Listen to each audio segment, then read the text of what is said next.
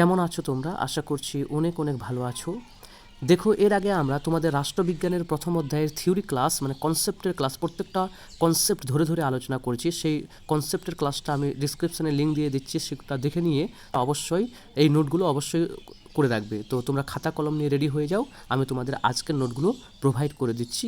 বেশ কিছু নোট আজ তোমরা পেয়ে যাবে। এর নেক্সট পর্বে আবার আমরা নোট নিয়েই আলোচনা করব। তো সম্পর্ক বলতে কী বুঝো? আন্তর্জাতিক সম্পর্ক এবং আন্তর্জাতিক রাজনীতির মধ্যে পার্থক্য লেখো, বা পার্থক্যকে খুব ভাইটাল প্রশ্ন, একটা ইম্পর্টেন্ট, এটা তোমরা লিখবে। পয়েন্ট করবে ভূমিকায় তোমরা লিখবে সমাজে মানুষের সঙ্গে মানুষের যেমন একটা পারস্পরিক সম্পর্ক রয়েছে, তেমনি আন্তর্জাতিক সম্পর্কে রাষ্ট্রগুলির মধ্যে একটা পারস্পরিক সম্পর্ক দেখা যায়। আধুনিক পৃথিবীতে আন্তর্জাতিক সমাজ থেকে বিচ্ছিন্ন হয়ে কোনো রাষ্ট্র টিকে থাকতে পারে না।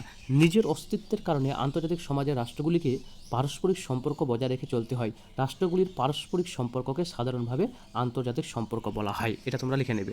এটা আমার অফলাইন ব্যাচের কোনো এক স্টুডেন্টসের লেখা।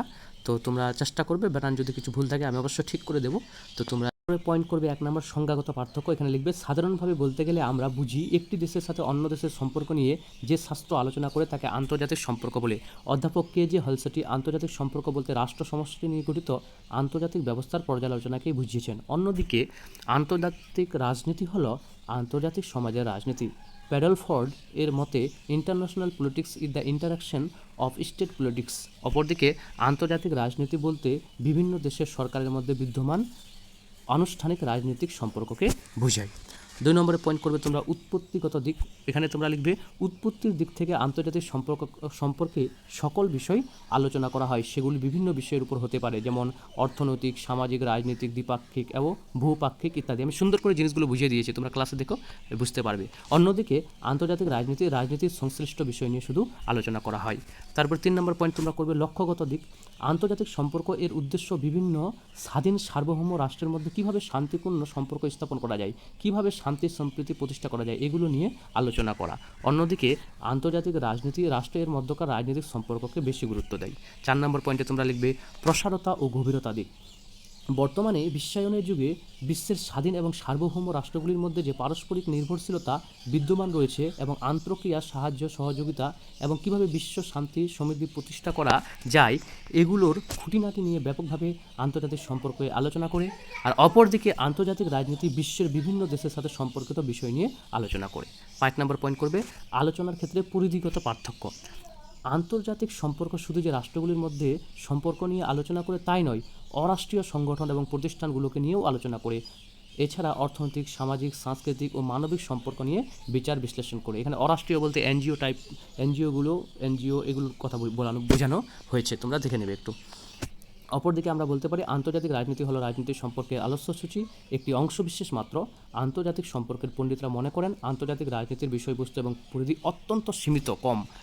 তারপরে 6 নম্বর পয়েন্টে তোমরা লিখবে বিষয়বস্তুগত পার্থক্য। এখানে লিখবে আন্তর্জাতিক সম্পর্কের বাস্তববাদী তত্ত্বের প্রবক্তা হ্যান্স জে মর্গেনথাউ আন্তর্জাতিক রাজনীতি বলতে প্রধানত ক্ষমতার লড়াইকেই বুঝিয়েছেন।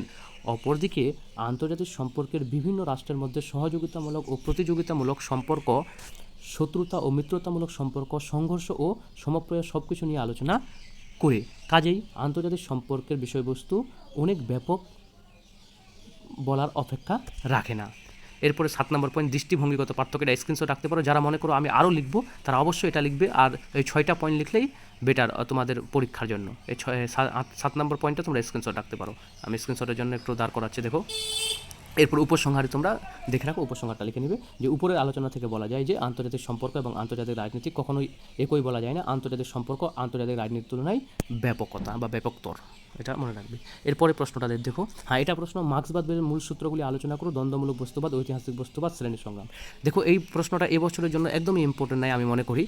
তো তোমরা যদি তাও এটা পড়ে রাখলে খুব ভালো হয়, যদি চাও তো পড়ে রাখতে পারো। এটা আমি বলছি না, এটা আমার কাছে গুরুত্বপূর্ণ মনে হয়নি এবছরের জন্য। তো দেখো, স্ক্রিনশট নিয়ে রাখতে পারো এটার। 1 নম্বর পয়েন্টে দ্বন্দ্বমূলক বস্তুবাদ করে এটা স্ক্রিনশট নিয়ে রাখো এবং এটা লিখে নেবে। তারপরে তোমরা ব্যাখ্যা পয়েন্ট করবে, ব্যাখ্যা পয়েন্ট করে দেখো স্ক্রিনশট করো, লিখে রাখো। তারপরে পয়েন্ট করবে বাদ, প্রতিবাদ, সংবাদ, স্ক্রিনশট রাখো। তারপরে মূল্যায়ন দিয়ে দ্বন্দ্বমূলক বস্তুবাদ বা মার্ক্সীয় যে বস্তুবাদ আছে বা মার্ক্সের মতবাদগুলো, এটা এখানে শেষ হয়ে গেল। 2টা প্রশ্ন আমাদের হয়ে গেল। এবার পরের প্রশ্নটা দেখি আমরা। পরে খুবই ইম্পর্টেন্ট মনে হয়েছে এই প্রশ্নটা, যে উদারনীতিবাদ বলতে কী বুঝো, উদারনীতিবাদের মূল বৈশিষ্ট্যগুলি আলোচনা করো, অথবা উদারনীতিবাদের মূল নীতিগুলি আলোচনা করো, অথবা উদারনীতিবাদের মূল সূত্রগুলি আলোচনা করো, যাই আসুক পরীক্ষায়। এবার উদারনীতিবাদ পয়েন্ট করবে, উদারনীতিবাদে তোমরা লিখবে উদারনীতিবাদের সাধারণ অর্থ হলো রাষ্ট্রীয় কর্তৃত্ববাদের বিরুদ্ধে ব্যক্তি স্বাধীনতার নীতি প্রতিষ্ঠা। এনসাইক্লোপিডিয়া ব্রিটানিকা ব্যানটা দেখে নেবে অনুসারে উদারনীতিবাদ হলো এমন একটি ধারণা যা সরকারের কার্যপদ্ধতি এবং নীতি হিসাবে, সমাজ গঠনের নীতি হিসাবে এবং ব্যক্তি ও সমাজের একটি জীবন দর্শন হিসাবে স্বাধীনতাকে গ্রহণ করে। এই জিনিসটা তোমরা বুঝতে পেরেছো আমি কি বলছি, এখানে আমরা সুন্দর করে এর আগের ক্লাসে বুঝিয়ে দিয়েছি। উদারনীতিবাদ মনে করেন আগে ব্যক্তি পরে রাষ্ট্র। এই তত্ত্ব অনুসারে ব্যক্তির জন্য রাষ্ট্র, রাষ্ট্রের জন্য ব্যক্তি নয়। সুতরাং বলা যায় প্রধানত স্বাধীনতাই হলো উদারনীতিবাদের মূল বিষয়। উদারনীতিবাদের তিনটি ধারা রয়েছে, এক সাবেকি উদারনীতিবাদ, আধুনিক উদারনীতিবাদ এবং নয়া উদারনীতিবাদ। এবার উদারনীতিবাদের মূল বক্তব্য বা মূল বৈশিষ্ট্যগুলি আমরা নিচে আলোচনা করলাম। 1 নম্বর পয়েন্টে লিখবে তোমরা আইনের শাসন। এখানে লিখবে আইনের শাসনে উদারনৈতিক মতবাদের আইনের শাসন বিষয়টিকে খুবই গুরুত্ব দেওয়া হয়। ব্যক্তির পৌর স্বাধীনতাকে রক্ষা করার জন্য সব কিছুর ঊর্ধ্বে প্রতিষ্ঠা করা প্রয়োজন বলে এই দর্শনের বক্তারা মনে করেন। 2 নম্বরে পয়েন্ট করবে শাসিতের সম্মতি। শাসক মানে যারা সরকারে থাকে আর আমরা যারা পর্যা তাদের শাসিত বলা হয়, মনে রেখো। শাসিতের সম্মতির উপর প্রতিষ্ঠিত সরকারের উদারনৈতিক মতবাদকে গুরুত্ব দেওয়া হয়। এই মতবাদে প্রতিনিধিত্বমূলক প্রশাসন প্রতিষ্ঠা করার কথা বলা হয়েছে। 3 নম্বরে তোমরা পয়েন্ট করবে অবাধ বাণিজ্য নীতি, যেটা আমি বুঝিয়েছিলাম তোদের ওপেন মার্কেট। অর্থনৈতিক ক্ষেত্রে অবাধ বাণিজ্য নীতিকে স্বীকার করে এই মতবাদ। স্বীকার বানানটা একটু দেখবে খালি, তালবে সরেসি হবে জাস্ট। এরপরে স্বাধীনতা পয়েন্ট করবে। স্বাধীনতায় তোমরা লিখবে উদারনৈতিক মতবাদের স্বাধীন চিন্তা, স্বাধীন মতামত প্রকাশ এবং ধর্মীয় স্বাধীনতাকে জরুরি বলে মনে করেন। এছাড়া জাতি, ধর্ম, বর্ণ এবং স্ত্রী পুরুষ নির্বিশেষে প্রত্যেকটি নাগরিকের সামাজিক এবং অর্থনৈতিক স্বাধীনতার কথাও বলা হয়েছে। এরপরের পয়েন্ট তোমরা করবে 5 নম্বর আন্তর্জাতিক শান্তি এবং সহযোগিতা। আন্তর্জাতিক শান্তি এবং সহযোগিতা উদারনীতিবাদের এক অন্যতম বৈশিষ্ট্য। 6 নম্বর পয়েন্ট করবে রাজনৈতিক সাম্য। আধুনিক উদারনীতিবাদ মতবাদে রাজনৈতিক সাম্যের উপর গুরুত্ব দেওয়া হয়। 7 নম্বর পয়েন্ট আইনের দৃষ্টিতে সমান। আইনের দৃষ্টিতে সমান বিষয়টিকে এই মতবাদে গুরুত্ব দেওয়া হয়। এরপরে পয়েন্ট করবে তোমরা নিরপেক্ষ বিচার ব্যবস্থা। উদারনৈতিক গণতন্ত্র নিরপেক্ষ বিচার ব্যবস্থাকে নাগরিকদের মৌলিক অধিকারগুলো সংরক্ষণ করে। এই 8টা পয়েন্ট হলো। এরপরে যদি তোমরা মনে করো আমাদের 6 নম্বরের জন্য আরও পয়েন্টের দরকার, তাহলে নিচের এই পয়েন্টটা লিখতে পারো প্রাপ্তবয়স্কের ভোটাধিকার। আর যদি মনে হয় না 8টাই বা 6টাই পড়বো তাহলে ওটাই বেটার আছে, 8 বা 6টা পয়েন্ট লিখলেই হবে।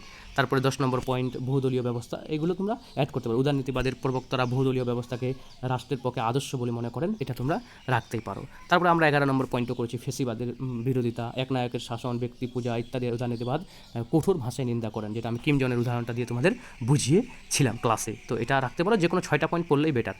তারপরে আমি এটা বলবো লাস্টে যে এছাড়া উদারনীতিবাদের অন্যতম বৈশিষ্ট্যগুলো হলো পুঁজির বিশ্বায়ন, মুক্তবাজার, অর্থনীতি ইত্যাদি।